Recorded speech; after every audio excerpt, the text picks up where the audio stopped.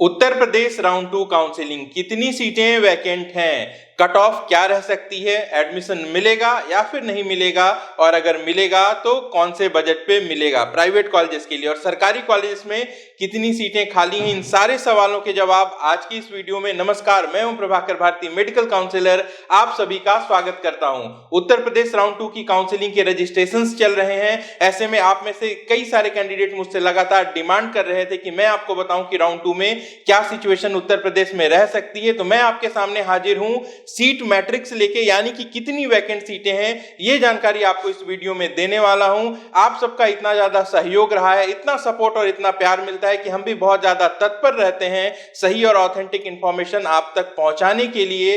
जो नई फीस आई थी 2021 में, इसकी जानकारी सबसे पहले हमने आपको अपने चैनल पर दी थी। बाद में जब रजिस्ट्रेशन फॉर्म आउट हुए थे, ये भी सबसे पहले हमने आपको बताया, डॉक्यूमेंट वेरिफिकेशन की भी जानकारी दी, और अब सबसे पहले आपको वैकेंट सीट्स बता रहा हूं 2021 के राउंड 2 में प्राइवेट कॉलेजेस के लिए और सरकारी कॉलेजेस के लिए वैकेंट सीट क्या रह सकती हैं। यह जानकारी अभी तक ऑफिशियल नहीं है, लेकिन आप इसे ऑफिशियल इसलिए मान सकते हैं क्योंकि ये पूरी की पूरी जानकारी वेबसाइट पर उपलब्ध है। मैं तरीका बता दूंगा कि आप इसको कैसे देख सकते हैं, लेकिन ये प्रोविजनल है, एग्जैक्ट नहीं है। क्यों नहीं है? क्योंकि अभी सही वक्त नहीं है। राउंड 2 की काउंसलिंग एमसीसी की चल रही है, और ऐसे में जब एमसीसी का अलॉटमेंट आएगा तो कई सारे कैंडिडेट ऐसे हैं जो कि रिपोर्ट तो कर चुके हैं, लेकिन बावजूद इसके वो अपनी सीट को विड्रॉ कर लेंगे और वहां से फिर से एक वैकेंसी क्रिएट हो जाएगी। तो मैं फिलहाल आपको नन रिपोर्टेड सीट्स के बारे में बता रहा हूं, जो कि एक्चुअल वैकेंट सीटें हैं जिन पे अलॉटमेंट तो हुई थी लेकिन रिपोर्टिंग नहीं हुई है। सबसे पहले बात करेंगे सरकारी सीट्स की, तो 3235 सीट्स थी। इनमें से 177 सीट्स ऐसी हैं जो कि नन रिपोर्टेड हैं, यानी कि इन सीट पे अलॉटमेंट हुए थे, कैंडिडेट ने एडमिशन नहीं लिया है। खासकर ऐसे कॉलेजेस जिनकी कट ऑफ बहुत ज्यादा हाई रहती है, जैसे कि king George medical college, Ganesh Shankar विद्यार्थी हो, या फिर राम मनोहर लोहिया लखनऊ हो, यहाँ पे सबसे ज्यादा वैकेंट सीटें हैं। रीजन ये होता है कि इनकी कट ऑफ हाई होती है। तो ये ऐसे कैंडिडेट हैं जिनको ऑल इंडिया कोटे में भी अलॉटमेंट मिली थी और वो ऑल इंडिया कोटे में शिफ्ट हो गए हैं। ये नन रिपोर्टेड सीटें हैं। बाकी ज्यादातर कॉलेजेस में राउंड 1 में सीटें रिपोर्ट हो गई हैं, लेकिन राउंड 2 ऑल इंडिया कोटे का जब होगा तो इसके बाद भी कई सारी सीटें जो है यहाँ से वो खाली हो जाएंगी। तो और ज्यादा वैकेंसी सरकारी कॉलेजेस के लिए जरूर जनरेट होगी। फिलहाल जो कॉलेज वाइज वैकेंसी है वो आप देख सकते हैं। सबसे ज्यादा वैकेंट सीटें king George medical college Lucknow में है, 27 सीट्स यहाँ पे वैकेंट हैं। सेकंड पोजीशन पे राम मनोहर लोहिया लखनऊ है, 17 सीट्स हैं यहाँ पे। थर्ड पोजीशन गणेश शंकर विद्यार्थी कानपुर, 11 सीट्स यहाँ पे अवेलेबल है। तो कुल मिला के 177 नन रिपोर्टेड सीट्स हैं। ये जो लिस्ट है ये हमारे टेलीग्राम चैनल पे भी डाउनलोड के लिए अवेलेबल रहेगी। आइए बात कर लेते हैं प्राइवेट कॉलेजेस की वैकेंट सीट्स के बारे में। आमतौर पे काउंसलिंग चाहे 3 राउंड की हो या फिर 4 राउंड की, नियम यही होता है कि सारी की सारी सीटें जो हैं वो राउंड 1 में अवेलेबल करा दी जाती हैं। इसके बाद जो सीटें खाली रह जाती हैं उन पे राउंड 2 कंडक्ट होता है। इसके बाद भी अगर सीटें खाली हो तो मॉप अप राउंड होता है, और इसके बाद भी अगर सीटें खाली होती हैं तो स्टे मॉप अप राउंड होता है। ऐसे में राउंड 1 में उत्तर प्रदेश में प्राइवेट कॉलेजेस की अगर हम बात करें, 30 प्राइवेट मेडिकल कॉलेजेस में 4500 सीट्स थी। और अपने पिछले वीडियो में भी मैंने आपको बताया था कि आमतौर पे पिछले कई साल के रिकॉर्ड को अगर हम लोग देखते हैं तो एक ट्रेंड ये बताता है कि राउंड 2 में केवल 10% सीट्स ही खाली रहती हैं उत्तर प्रदेश के प्राइवेट कॉलेजेस में। ऐसे में यही आंकड़ा इस बार भी निकलता हुआ दिखाई दे रहा है। राउंड 1 में 4500 सीट्स पूरी नहीं अलॉट हुई थी। 1-2 माइनॉरिटी कॉलेजेस में कुछ सीटें रह गई थी, लेकिन जितने भी नन माइनॉरिटी के कॉलेजेस हैं इनमें पूरी अलॉटमेंट हुई थी। अब अगर बात करें कि ऐसी सीट्स जिन पे रिपोर्टिंग नहीं हुई है, यानी कि ऐसे कैंडिडेट जिन्हें सीट तो अलॉट हुई थी लेकिन उन्होंने अपने 2 लाख रुपीस की सिक्योरिटी डिपॉजिट को फॉरफिट होने दिया, उन्होंने रिपोर्ट नहीं किया, एडमिशन नहीं लिया, ऐसे सीट्स की संख्या 395 है। लेकिन ध्यान दीजिएगा, 5 माइनॉरिटी के कॉलेजेस हैं जिनकी फीस ज्यादा है उत्तर प्रदेश में। ये जो 395 नन रिपोर्टेड सीट्स हैं, इनमें से आधी संख्या माइनॉरिटी वाली है और बाकी की जो आधी है वो नन माइनॉरिटी है। अगर मैं आपको एग्जैक्ट बताऊं तो 198 माइनॉरिटी की सीट्स वैकेंट हैं और 197 नन माइनॉरिटी की सीट्स वैकेंट हैं। टोटल वैकेंसी जो है वो 395 की है। उत्तर प्रदेश में हर बार यही देखने को मिलता है, क्योंकि काउंसलिंग राउंड 1 में ही सिक्योरिटी डिपॉजिट लगा दी जाती है 2 लाख रुपए की, तो मैक्सिमम सीट्स जो होती हैं वो रिपोर्ट हो जाती हैं। आगे कट ऑफ क्या रह सकती है इस पे चर्चा कर लेंगे। अभी जल्दी से देख लेते हैं कॉलेज वाइज किस कॉलेज में ज्यादा वैकेंसी है और किस में कम है। बात करें सबसे ज्यादा वैकेंट सीट्स की तो नंबर 1 पे तीर्थंकर महावीर कॉलेज है, इनकी माइनॉरिटी की सबसे ज्यादा सीट्स वैकेंट हैं, 63 सीट्स हैं यहाँ पर। और सेकंड पोजीशन की अगर हम बात करते हैं तो सेकंड पोजीशन पर फिर से माइनॉरिटी कॉलेज है एफएच मेडिकल कॉलेज आगरा, यहाँ पे माइनॉरिटी की 30 सीटें वैकेंट हैं, नन माइनॉरिटी की भी 27 सीट्स यहाँ पे वैकेंट हैं। एरा लखनऊ में माइनॉरिटी की एक भी सीट वैकेंट नहीं है, लेकिन नन माइनॉरिटी की 17 सीट्स वैकेंट हैं। कैरियर में भी नन माइनॉरिटी की 19 सीट वैकेंट हैं, लेकिन माइनॉरिटी की केवल 8 सीट ही वैकेंट हैं। बात करें अगर इंटीग्रल की तो इंटीग्रल में नन माइनॉरिटी की 18 सीट्स वैकेंट हैं, लेकिन माइनॉरिटी की केवल 3 सीट ही वैकेंट हैं। इसको अगर छोड़ देते हैं नन माइनॉरिटी कॉलेजेस की बात करें तो इनमें जो सबसे बड़ी वैकेंसी दिखाई दे रही है वो सरस्वती मेडिकल कॉलेज उन्नाव में है। इसके साथ साथ कृष्णा मोहन मेडिकल कॉलेज मथुरा जो है यहाँ पे भी 16 सीटें वैकेंट हैं। रामा मेडिकल कॉलेज हापुड़ में 13 सीटें हैं, रोहिलखंड में भी 13 सीटें हैं। बाकी कॉलेजेस के डिटेल्स आप देख सकते हैं, कहीं 6, 7, 8, 4 इस तरीके से वैकेंसी है। सबसे कम वैकेंट सीट की बात करें तो यहाँ पे फिर से चौंकाया है यूनाइटेड मेडिकल कॉलेज प्रयागराज ने, केवल एक ही सीट वैकेंट है।